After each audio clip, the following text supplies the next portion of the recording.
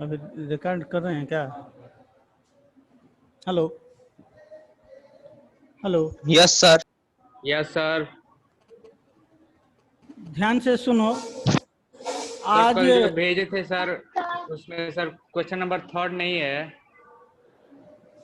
Third जो है बेटा वह स्वतः हल हो जाएगा। वह कोई महत्वपूर्ण क्वेश्चन नहीं दिखा हमें, इसलिए उसको नहीं नोट किए हैं।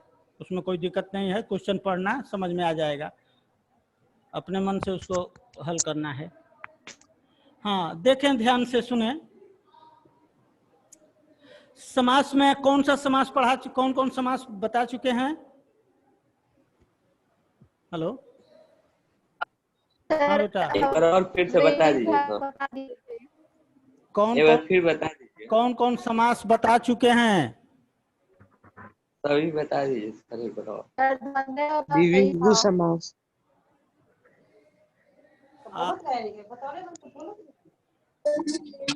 बताओ जल्दी। सर एक बार और बता दीजिए। बता दीजिए सर तब एक बार और। एक बार और।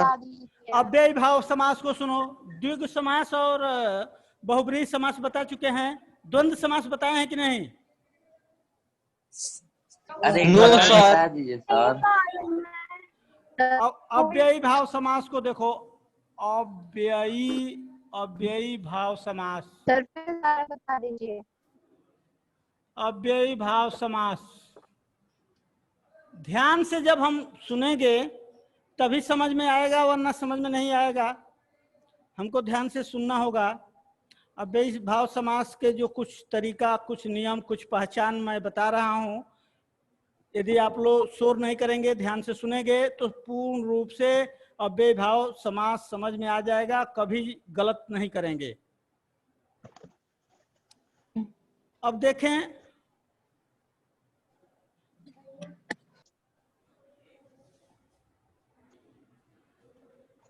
अव्ययी भाव समास जो है, इस समास में कितने उपसर्ग लगे हैं? पहला तो एक अ उपसर्ग लगा है। व्ययी में बी उपसर्ग लगा है। अ उपसर्ग प्लस बी उपसर्ग प्लस अय उपसर्ग और ई प्रत्यय लगा है। ठीक है, ई प्रत्यय लगा है। और समास में हमने बताया ही था, सम धन आस से बना है। धन आस से बना है। समधन आस से बना है। इसका मतलब यह हमेशा समरूप रहता है। इसको हम खंडित नहीं कर सकते, विघटित नहीं कर सकते। हाँ बेटा। सर लेफ्ट साइड में क्या लिखे हैं? इसको ध्यान से देखो। अभी अ उपसर्ग बी, अ और ई से बना हुआ है, जिसका मतलब होता है बी मतलब खर्च होने वाला भाव प्रकट करता है। अव्ययी जिसको हम खर्च न कर सकें, ऐसा समास जिसको हम खंडित न कर सकें, तोड़ न सकें, विकसित न कर सकें, उसके रूप में कोई परिवर्तन न कर सकें, ऐसा समास अव्ययी भाव समास कहलाता है। और अव्ययी भाव समास में ऐसे समस्त पद होते हैं जिसका पहला पद उपसर्ग होता है। ढेर सारे बुकों में हम यह देखते हैं कि जिसका पहला पद उपसर्ग हो वह अव्ययी भाव समास होता है। ऐसा नहीं है कि जिसका पहला पद उपसर्ग हो वह अव्ययी भाव समास। जहां जहां पर उपसर्ग है वहां वहां अव्ययी भाव समास ही होगा, ऐसा नहीं है। पहली बात कि कहां पर उपसर्ग होगा, यदि वह उपसर्ग किसी संज्ञा की विशेषता को बतलाता है, मूल शब्द के पूर्व में उपसर्ग यदि जुड़ा है और वह संज्ञा की विशेषता को बतलाता है, तो वहां पर कर्मधारय समास होगा। ठीक है। अब वो कौन कौन से उपसर्ग हैं जो मूल शब्द के पूर्व में जुड़े हुए हैं लेकिन अव्ययी भाव का भाव न देकर कर्मधारय समास को के तरफ जाता है? इसको नोट कर लें। कि कौन कौन से उपसर्ग हैं जो मूल शब्द के पूर्व में लगते हैं, लेकिन वह जो है कर्मधारय समास के तरफ ज्यादा जाते हैं। पहले इसको नोट कर लें, इसको नोट कर लें, कॉपी निकालें, सारे बच्चे कॉपी निकाल कर नोट करें कि यदि कोई उपसर्ग, लिखो, यदि दोनों साथ में ही पढ़ेंगे, कर्मधारय और अव्ययी भाव, कर्मधारय और अव्ययी भाव दोनों को साथ में, धारय समास और अव्ययी भाव दोनों को साथ में ही समझते चलें, दोनों का संबंध एक जैसा ही है, तो दोनों को हम साथ में लेकर चल रहे हैं। तो सबसे पहले आप देखें कि यदि कोई उपसर्ग संज्ञा की विशेषता बतलाता है, यदि कोई उपसर्ग, नोट करें, बोल भी रहा हूं, आप सारे बच्चे नोट करते जाएं, यदि कोई उपसर्ग संज्ञा की विशेषता बतलाता है, संज्ञा की विशेषता बतलाता है तो वहां कर्म, तो वहां कर्मधारय समास होगा,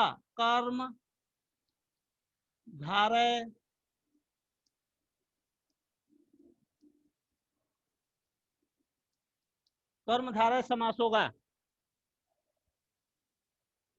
नोट करें। अब यह मूल शब्द के पहले कौन कौन से ऐसे उपसर्ग हैं जो लगेंगे तो कर्मधारय समास के तरफ जाएंगे, ये बहुत महत्वपूर्ण है, इसको नोट कर लें, इसको पहले नोट कर लें। पहला तो कु, क, सु, स, नोट करें, कु, क, सु, स, परम महाबद, परम महाबद,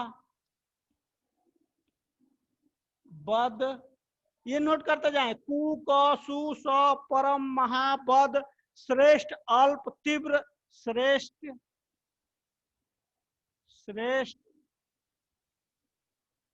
अल्प,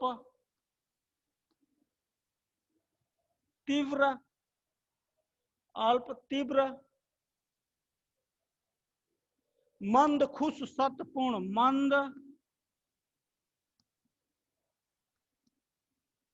खुश, मंद, खुश, सत और पूर्ण। जबकि ये पूर्ण और मंद उपसर्ग नहीं है, फिर भी आप इन्हें नोट कर लें। ये जो है किसी शब्द के पहले यदि आते हैं, जुटकर किसी की विशेषता को बतलाते हैं, तो वह कर्मधारय समास में गिने जाएंगे। नोट कर लें, यदि कोई उपसर्ग संज्ञा की विशेषता बतलाता है तो वहां कर्मधारय समास होगा। जैसे कौन कौन से उपसर्ग हैं? कु, क, सु, स, परम महाबद, श्रेष्ठ, अल्प, तीव्र, मंद, खुश, सत और पूर्ण। ये नोट कर लें। कैसे बताएगा? जैसे मान लो मैंने लिख दिया कुपुत्र, एक शब्द लिख दिया कुपुत्र, तो ये कु उपसर्ग है, पुत्र जो है क्या है? विशेष्य है, और कर्मधारय समास विशेष्य और विशेषण का समास होता है, उपमेय और उपमान का समास होता है।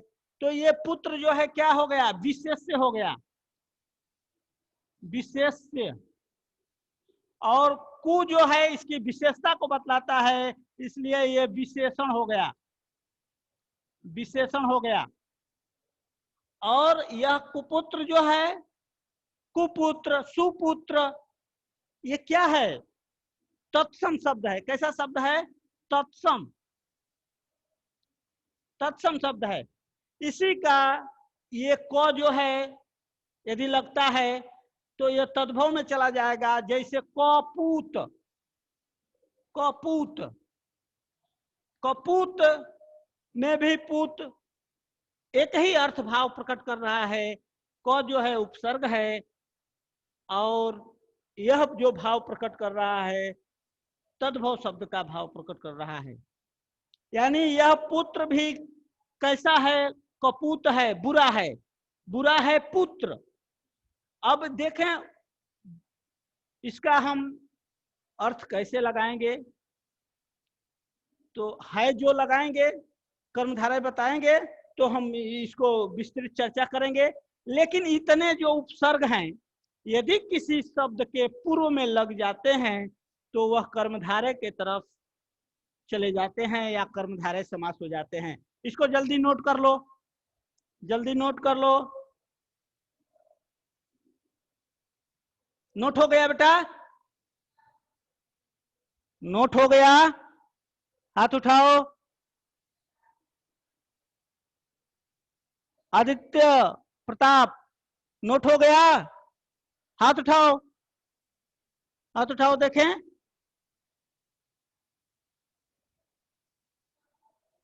ठीक है,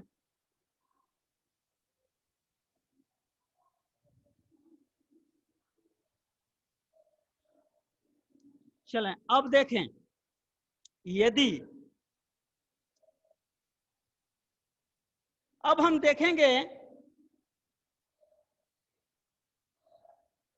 अब हम देखेंगे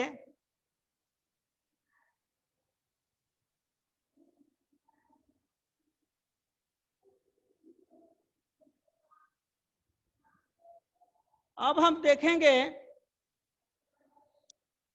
कि ऐसे उपसर्ग जिसका ऐसे समस्त पद जिसका पहला पद उपसर्ग हो, पहला पद उपसर्ग हो, वह अव्ययी भाव समास कहलाते हैं। अव्ययी भाव समास अविकारी होते हैं और अविकारी जितने शब्द होते हैं जैसे क्रिया विशेषण, यह भी नोट कर लो। क्रिया विशेषण, क्रिया विशेषण के जितने क्रिया विशेषण क्या है? अविकारी है। विकारी और अविकारी हम पढ़ चुके हैं। विकारी शब्दों की संख्या 4 होती है, अविकारी शब्दों की संख्या भी 4 होती है। एक अंत में निपात आता है, लेकर 5 हो गया।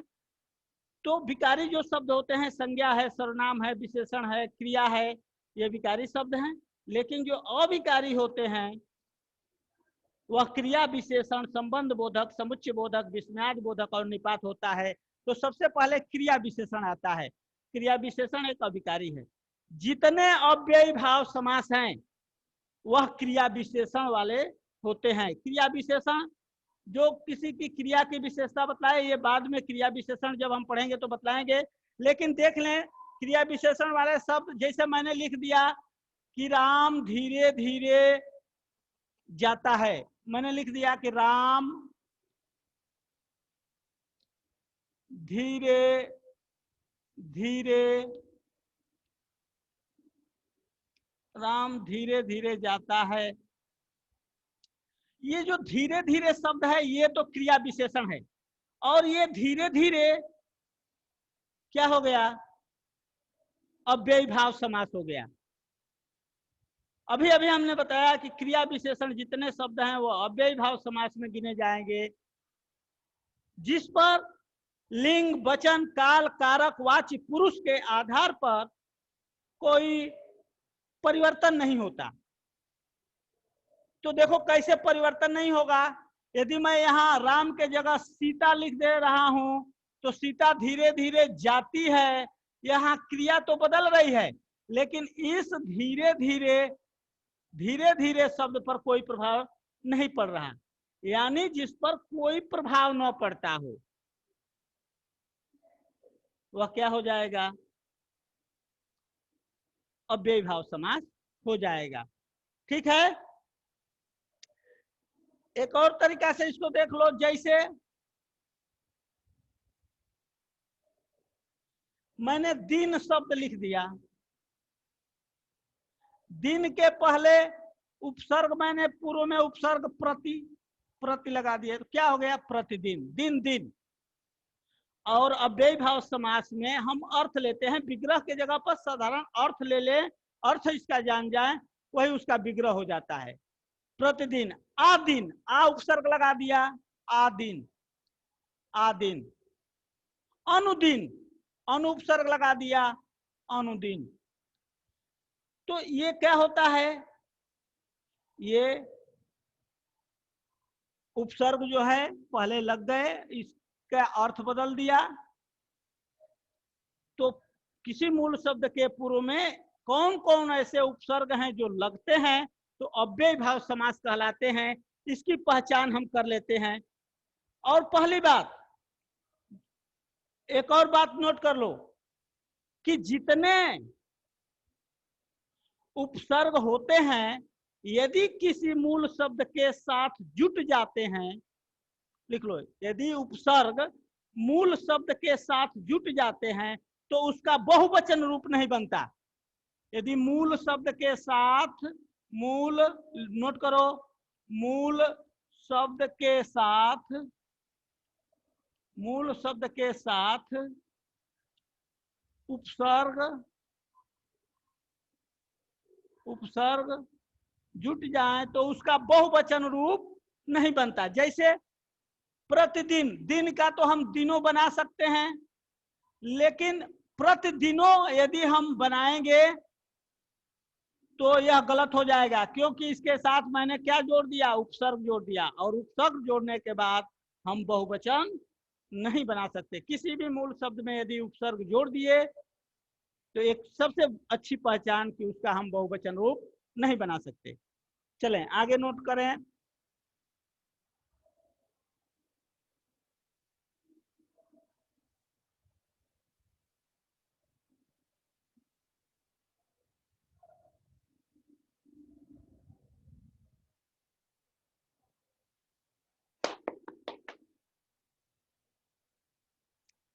यदि अव्ययी भाव समास को पहचानने में पहला पद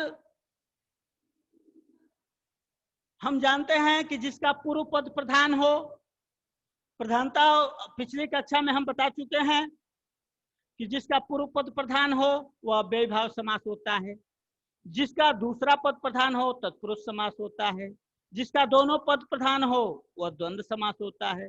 जिसका दोनों पद प्रधान न हो, गौण हो, और तीसरा पद प्रधान हो तो वह बहुब्रीहि समास होता है। उसी प्रकार हम यह देखेंगे कि पूर्व पद प्रधानता और अप्रधानता के आधार पर हमारे यहाँ समास 4 ही होते हैं। तो जिसका पूर्व पद प्रधान है, और वह पूर्व पद कौन कौन सा ऐसा पूर्व उपसर्ग पद है, उपसर्ग है जिसको लगा देने से अव्ययी भाव समास होता है, इसको पहले नोट लें। यानी पहली पहचान अव्ययी भाव समास का, पहला अव्ययी भाव समास की पहचान, पहचान नोट करो, मेरे साथ नोट करते जाएं। इसकी क्या पहचान है, पहला पहचान क्या है, कौन कौन से उपसर्ग लगेंगे मूल शब्द के पूर्व तो हम अव्ययी भाव समास कहेंगे। नोट करें, जैसे है यथा है, एक शब्द यथा है, यथा है, तथा है, यावत है, यावत है, तावत है, तावत है, भर है, भर, भर, भर के बाद भर, हर, हर है, अनु है, अनु है, इसके बाद प्र है, प्रति है, प्रति है, अव है, बी है, अति है, अव, बी, अति, अति, बे, ला, परा, वे, ला, उसके बाद परा, परा उपसर्ग है, परा उपसर्ग है, उसके बाद अंत में आ उपसर्ग है। यदि किसी मूल शब्द के पूर्व में ये उपसर्ग दिख जाएं, यथा, तथा, यावत, तावत, भर, हर, अनु, प्र, प्रति, औ, भी, अति, वे, ला, परा और आ, यदि किसी शब्द के पूर्व में दिख जाए तो समझ लेना वहां अव्ययी भाव समास होगा। जैसे उदाहरण हम देखें, यथा, पहला देख लें, यथा यदि आ जाए यथाक्रम, यथाक्रम हम खूब अच्छे से पहचान जाएंगे। यथा आ गया, अव्ययी भाव समास है, आंख मूंदकर अव्ययी भाव समास हमको कर देना है, यथाक्रम। अब आ गया, लेकिन यह ध्यान देना कि वह तीसरे अर्थ को व्याप्त न करता हो। तीसरे अर्थ को व्याप्त करेगा तो वह बहुब्रीहि समास में चला जाएगा। यथाक्रम आ गया, यथाशक्ति शब्द आ गया, यथाशक्ति, शक्ति के अनुसार इसका अर्थ बनेगा, विग्रह होगा, शक्ति के अनुसार। यदि आ गया यथाक्रम, यथाशक्ति,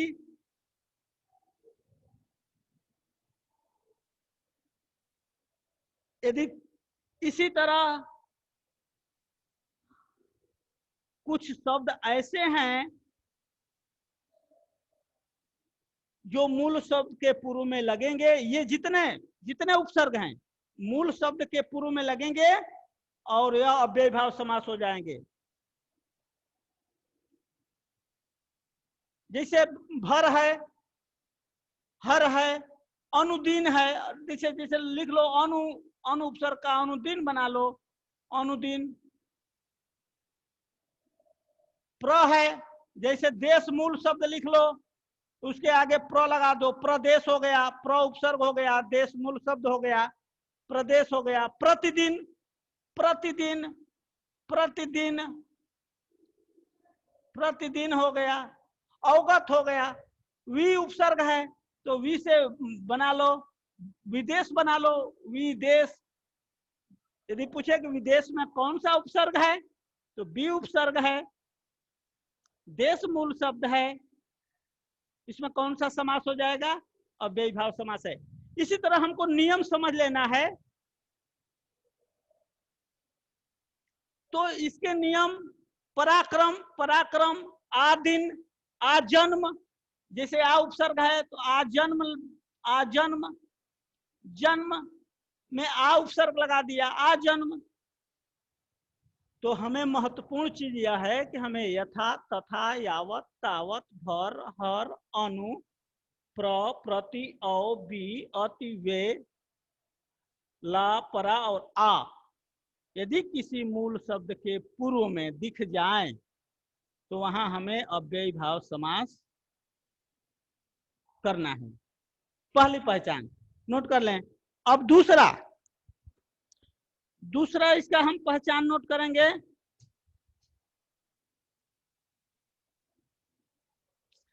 अव्ययी भाव का दूसरा नोट करते जाएं,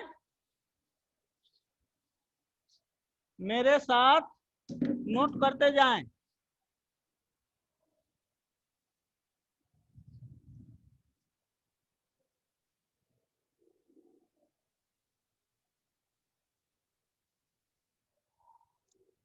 इसका दूसरा पहचान है, यदि प्रथम पद नाम पद हो।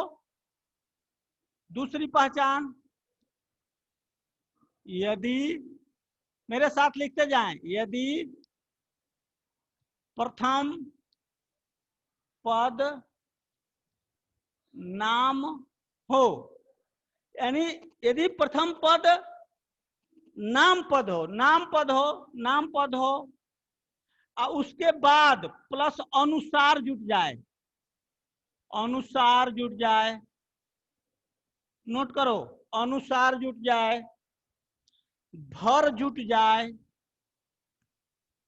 भर जुट जाए, पूर्वक जुट जाए, भर जुट जाए। यदि पूर्वक जुट जाता है अर्थ जुट जाता है,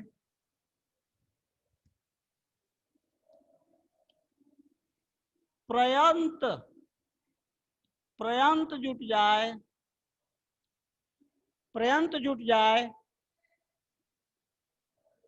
और उपरांत जुट जाए, उपरांत उपरांत उपरांत जुट जाए, तो वहां अव्ययी भाव समास होगा। तो वहां क्या होगा? अव्ययी भाव, अव्ययी भाव, अव्ययी भाव समास होगा। नोट कर लें। तो उदाहरण बोल रहे हैं, उदाहरण बोल रहे हैं। यदि प्रथम पद नाम पद हो, उसके बाद अनुसार आ जाए। प्रथम पद, ऐसा इस पर भी ध्यान देना है। अब तक तो बताया कि पूर्व पद हो, लेकिन पूर्व पद में उपसर्ग लगता है, वहां भी अव्ययी भाव समास होता है। लेकिन यदि पूर्व पद नहीं, दूसरा पद में यदि अनुस्वार जुट जाए, भर जुट जाए, पूर्वक जुट जाए, अर्थ जुट जाए, प्रयंत जुट जाए, उपरांत जुट जाए, तो वहां भी अव्ययी भाव समास होता है।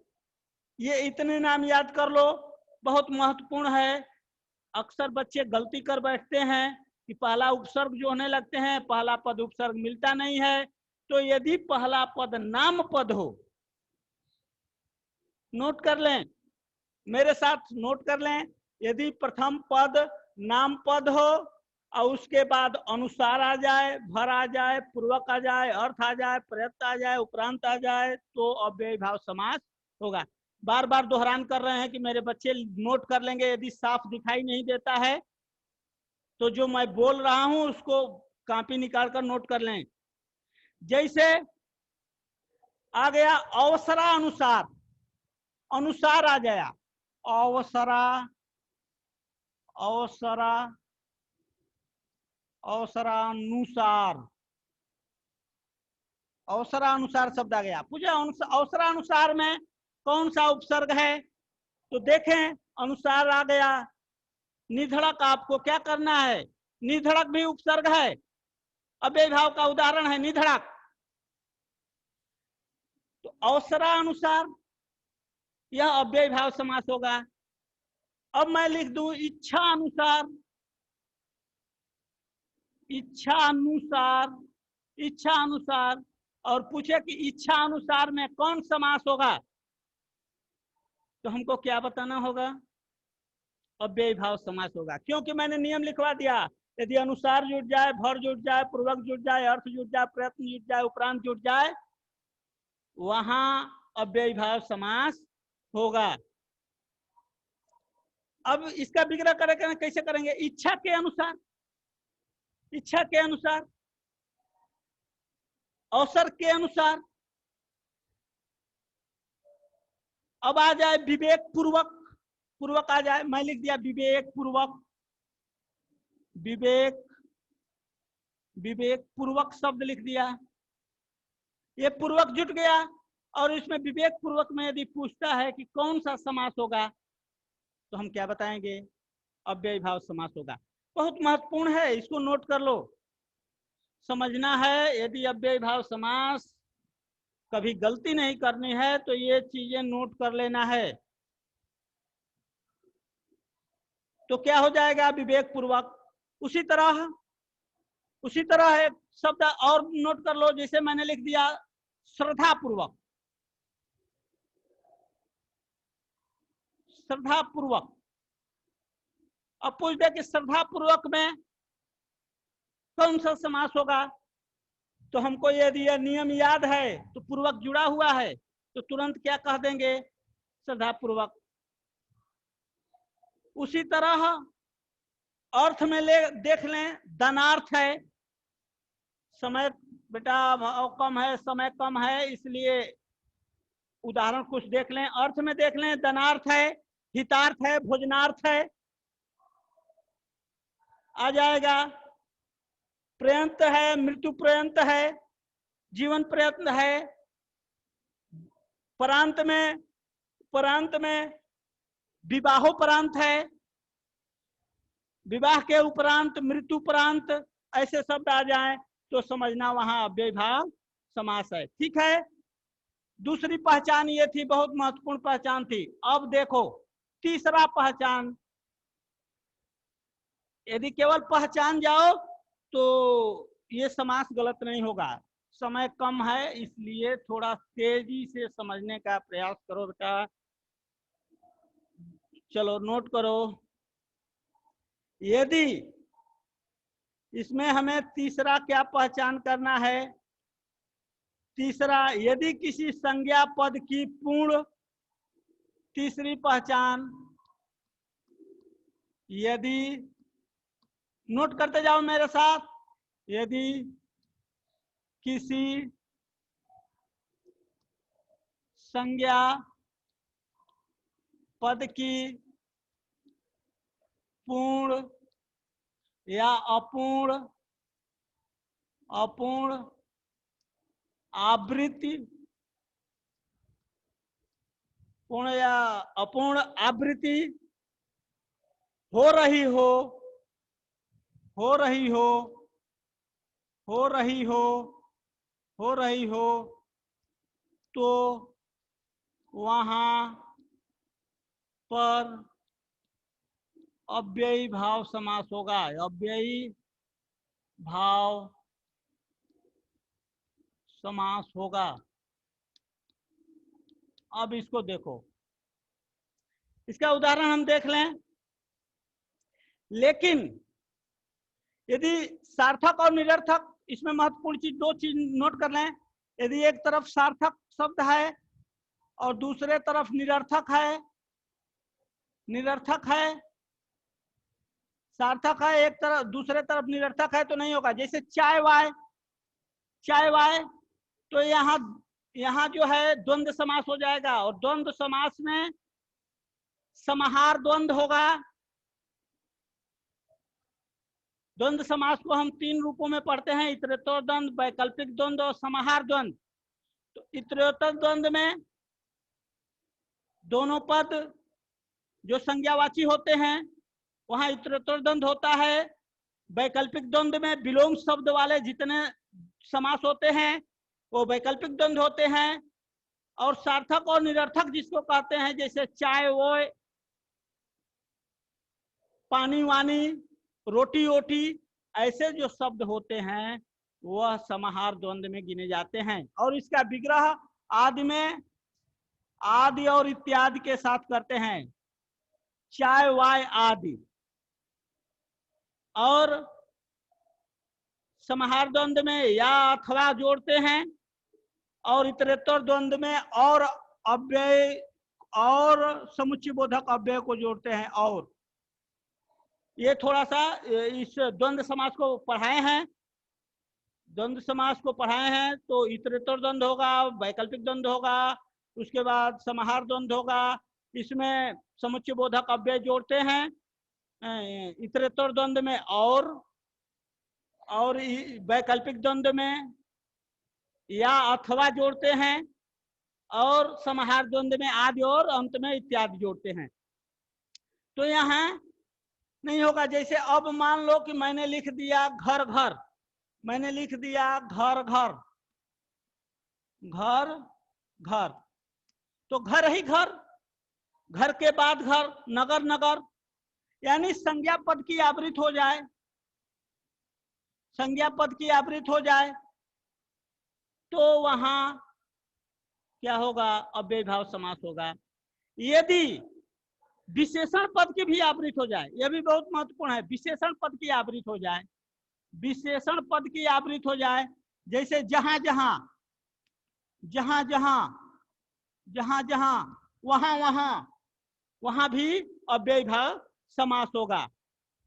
यदि संख्या पद की आवृत्ति हो जाए, नोट करो, संज्ञा पद की आवृत्ति हो जाए, विशेषण पद की आवृत्ति हो जाए और संख्या पद की आवृत्ति हो जाए, जैसे संख्या पदी, संख्या पद की आवृत्ति हो जाए, जैसे आ जाए एक एक, एक एक, तो जो एक एक है एक एक है, यह क्या हो जाएगा? अव्ययी भाव समास हो जाएगा, एकाएक शब्द बनेगा। इसके आगे क्या बनेगा? एकाएक, एकाएक, एक एक, दो दो, तीन तीन, चार चार, पांच पांच, छह छह, सात सात, आठ आठ, नौ नौ, 10 10। ये क्या हो जाएंगे? अव्ययी भाव समास। संख्या वाचक पद की यदि आवृत्ति हो जाती है, संख्या वाचक पद की आवृत्ति हो जाती है तो वहां अव्ययी भाव समास होगा। लेकिन यदि 2 3 हो जाए, 2 अथवा 3 हो जाए तो वहां द्वंद्व समास हो जाएगा। 10 20 हो जाए वहां द्वंद्व समास हो जाएगा। 4 5 हो जाए वहां द्वंद्व समास हो जाए। लेकिन यदि 1 1 आ जाए, 2 2 आ जाए, 3 3 आ जाए, 4 4 आ जाए, पूर्ण आवृत हो जाए, पूर्ण रूप से आवृत हो जाए, तो वहां कौन सा समास होगा? अव्ययी भाव समास होगा। विशेषण शब्दों की यदि आवृत हो जाए, यदि रंगवाची शब्दों की आवृत्ति, देखो संख्यावाची शब्दों की आवृत्ति होती है तो वहां अव्ययी भाव समास होगा। बहुत महत्वपूर्ण चीज ये नोट करो। लेकिन यदि रंगवाची शब्दों की आवृत्ति हो जाए तो वहां कर्मधारय समास हो जाएगा। नोट कर लो, रंगवाची शब्द की आवृत्ति हो जाए, रंगवाची शब्द की आवृत्ति हो जाए, रंगवाची शब्द की आवृत्ति हो जाए, की आवृत्ति हो जाए, तो वहां कर्मधारय समास हो जाएगा। जैसे मैंने उदाहरण देख लो, काला काला, काला काला, तो यहाँ काला काला में कर्मधारय समास हो जाएगा। काला काला, पीला पीला, नीला नीला, हरा हरा। यदि ऐसे शब्दों की आवृत्ति हो जाती है तो वहां जो होता है कर्मधारय समास होता है। लेकिन यदि संख्यावाचक पद की आवृत्ति हो जाए तो वहां अव्ययी भाव समास होता है। लेकिन विशेषण शब्दों की यदि आवृत्ति हो जाती है, जो किसी का विशेषण बताता है, जैसे यहाँ रंगवाची शब्द की आवृत्ति हो जाए, काला काला, नीला नीला, पीला पीला, हरा हरा, वहां पर हमें क्या करना है? कर्मधारय समास करना है। दोनों में अंतर समझ जाओगे तो दोनों में कभी गलती नहीं होगी। दोनों समास में कभी गलती नहीं होगी। जैसे 2 3 आ जाए, 2 3 आ जाए तो कौन सा समास हो जाएगा? वहां द्वंद्व समास हो जाएगा। 2 अथवा 3 वैकल्पिक द्वंद्व समास हो जाएगा, ध्यान रखना। लेकिन यदि 3 3 आ जाए तो वहां अव्ययी भाव समास होगा। सर थोड़ा बच्चों को लाइव कर दीजिए, समय कम है, देखें क्या कहते हैं, समझे कि नहीं समझे। ये बहुत महत्वपूर्ण चीज है। इन दोनों में अंतर हमको कर्मधारय समास में और अव्ययी भाव समास में समझ लेना है। यदि संख्यावाची पद आ जाए तो वहां भाव समास होगा। क्या बेटा? हाँ बोलो। लिखना है, हाँ बोलो। लिखना है थोड़ा। सर हाँ बोलो। सर अव्ययी भाव समास की पहचान में पहला नंबर में आपने बताया था कि यावत और तावत आता है। सर उसका सर यावत और तावत का एक एग्जाम्पल बता दीजिए। जैसे नोट करो, अभी जो ये पहचान है नोट करो, सबका उदाहरण बताएंगे, पहले इसको नोट करो जल्दी। ये समय कम है, 2 मिनट 1 मिनट समय रह गया है। Okay sir. करो, यदि किसी संख्या पद की पूर्ण आवृत्ति अपूर्ण आवृत्ति हो रही हो तो वहां पर अव्ययी भाव समास होगा। जैसे घर घर। लेकिन यदि विशेषण पद की भी आवृत्ति हो जाए, जहां जहां वहां वहां वहां कर्मधारय समास होगा कि अव्ययी भाव समास होगा? बताओ।